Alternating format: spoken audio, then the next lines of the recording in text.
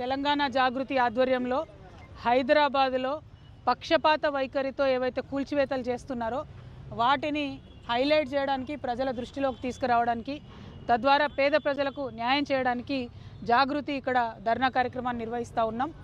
మేము ఇక్కడ మూసీ నదిలో దాదాపు 5 to 9 మీటర్స్ లోపలనే ఉన్నటువంటి ఒక పెద్ద ప్రైవేటు భవంతి ముంగట ఉన్నాం.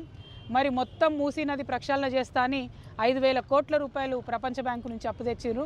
గాంధీ విగ్రహం కడతా అని చెప్పి ఇంకొక 5,000 కోట్ల రూపాయలు మరి ముఖ్యమంత్రి గారు ఖర్చు పెడతా అని చెప్తున్నారు. ఆ గాంధీ బొమ్మను కట్టడానికి మధ్యతరగతుల అపార్ట్మెంట్ అయినటువంటి మధు పార్క్ రిడ్జ్ అపార్ట్మెంట్ని కూలగొడతామని చెప్తున్నారు. మరి ఇంకా ఖమ్మంలో వెలుగుమెట్లలో పేద ప్రజల ఇల్లు కూలగొడుతున్నారు. అదేవిధంగా కుత్బుల్లాపూర్లో పేద ప్రజల ఇల్లు కూలగొట్టిరు. మన పూర్తి మూసి పరివాహక ప్రాంతంలో వేలాది మంది పేదవాళ్ళను ఖాళీ చేపించేసారు. ఇవన్నీ చేసినటువంటి గవర్నమెంట్కి, ఇవన్నీ చేసినటువంటి హైడ్రా కమిషనర్ గారికి, మరి నీళ్ళ మధ్యలో లిటరలీ నీటిని ఆనుకొని ఉన్నటువంటి ఇన్ని ఫ్లోర్ల ఇంత పెద్ద బిల్డింగు, ఓఆర్ఆర్ దగ్గర ఉన్న బిల్డింగు కనబడతలేదంటే మరి రంగనాథ్ గారికి కంటి ఆపరేషన్ చేయించాలనా, రేవంత్ రెడ్డి గారికి కంటి పరీక్ష చేయించాలనా, దయచేసి ప్రజలు ఆలోచించుకోవాలని చెప్పి నేను కోరుతా ఉన్నాను. ప్రధానంగా మేము కోరేది ఒకటే, మేము డిమాండ్ చేసేది ఒకటే, మీరు పేదవాడి ఇంటి మీదకి బుల్డోజర్ తీసుకుపోయినరు, నీళ్ళల్లో ఉన్న ఈ పెద్దవాడి భవంతికి కూడా బుల్డోజర్ తెస్తేనే మీ పక్కన న్యాయం ఉన్నట్టు లెక్క.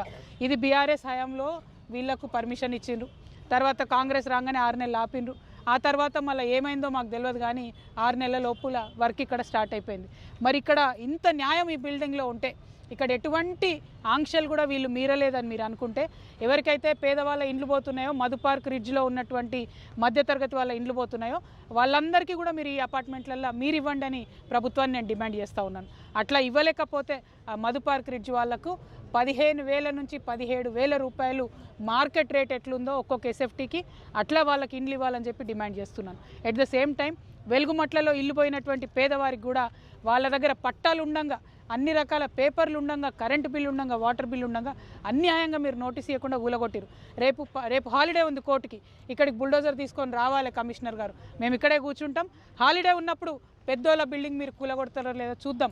మీకు సాటర్డే సండే బాగా ఇష్టం కదా, సాటర్డే సండే పోయి పేదోళ్ళ ఇండ్లు కూలగొడతారు కదా, అట్లనే ఇక్కడికి కూడా రావాలని చెప్పి మేము హైడ్రా కమిషనర్ గారిని డిమాండ్ చేస్తున్నాం.